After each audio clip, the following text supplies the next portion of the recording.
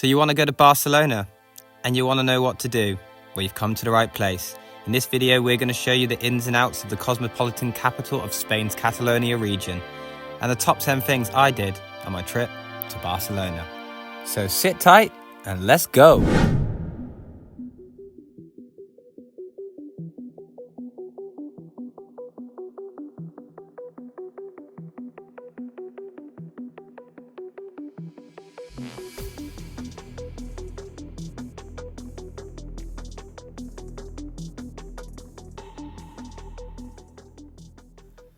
So this video starts with a travel hack. Live near an airport. I live in Liverpool and I can drive there, park my car and hop straight over. Bob's your uncle. If you don't have the luxury of living near an airport, my best suggestion is to get a National Express coach between £6 and £8 for a 1 hour journey.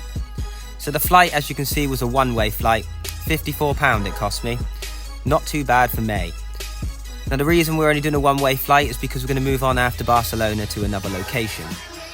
So, £6.75 for the bus as I arrived, and that was the A2. The A2 gets you straight from the airport, straight to the city centre. I dropped off my bags, checked in the hotel, and straight out to the first location. And for all you non-football fans, let's get this out of the way now. It's Camp Nou. Now, you can't go to Barcelona without seeing one of the most famous football stadiums in the world.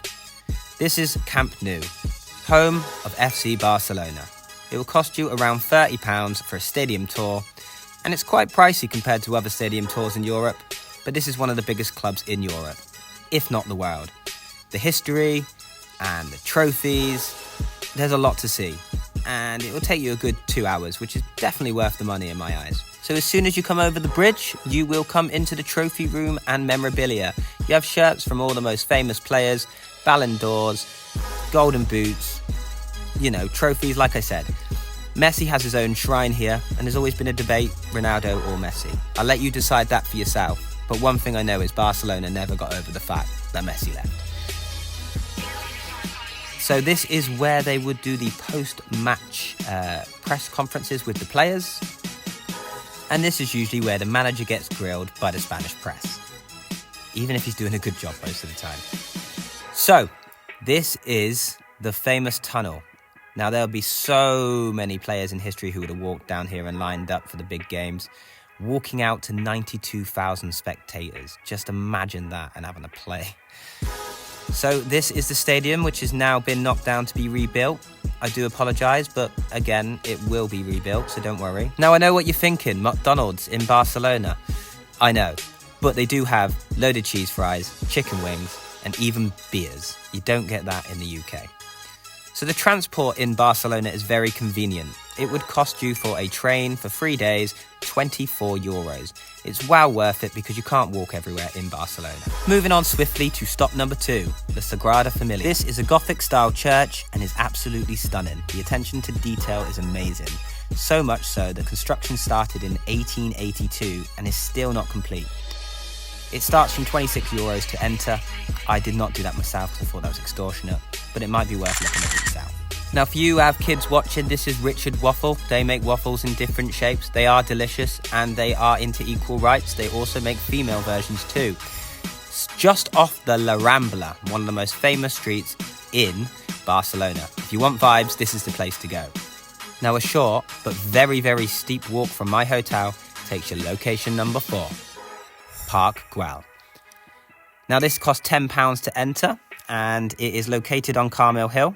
It's full of unique architecture and sculptures, like these famous mosaic seats, a great view of the city, and gingerbread houses, believe it or not. Now this is a very popular place to also watch a sunset, so I would book ahead because you can't just walk in. You know about this place now, so be prepared. The next thing to see, number 5, is the Arc de Triomf, the most French-sounding Spanish building I've ever seen in my life. But if you walk through this, you will go to our next location, which is a beautiful park. And I don't know how to say that park, so this is what the park is. I didn't expect it, but if you just go to the left over here, there's a little lake where you can rent a boat for €5. And you can have it for at least an hour.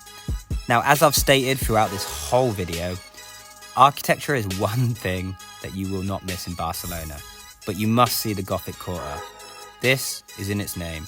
There's Gothic buildings, narrow streets, lots to look at, and it's definitely worth a look. For some people, it's not a holiday without a beach, and Barcelona has one of the best in Europe. Golden sands, clear water, and even a hotel that looks like a ship sail. So back on the metro to La Rambla, and no, it's not Dick Waffle this time. This time I went for tapas at Bar Lobo. Very good food, and not too bad priced as well. I recommend the honey aubergine. I didn't think I'd like it, but it was actually stunning to be fair. Now on the same weekend, Atletico Madrid were in town. I tried to get a ticket to the game, but I couldn't. However, here's the team coach just driving past. Now there's this wax museum, and if you go to the right of the wax museum, there's a weird little restaurant, which is in the dark, and it looks like a fairy tale. It's definitely worth going in. I couldn't get a table, but hey, let me walk around anyway. That's the name of it. Good luck pronouncing that or Googling it. Next is a street called Paseo de Gracia, where there's loads of famous things to look at, like this head, or Casa Batllo. If you like your Louis and your Pradas, then this is the street for you. High-end shopping is great, but bring your credit card because it's extortionate. The magic fountain wasn't as magical as I thought, as there was a water drought and there was no water. But it's worth a go, you know, you might get lucky. Let's recap, shall we? So, the flight was $54, the coach was $6.75, the stadium tour was £30, the rail pass was £24, the hotel was $263, park wow was £10, the boat was £5, giving us a total of $392. As always, thanks for watching. If you're not going to like and subscribe, at least tell a friend.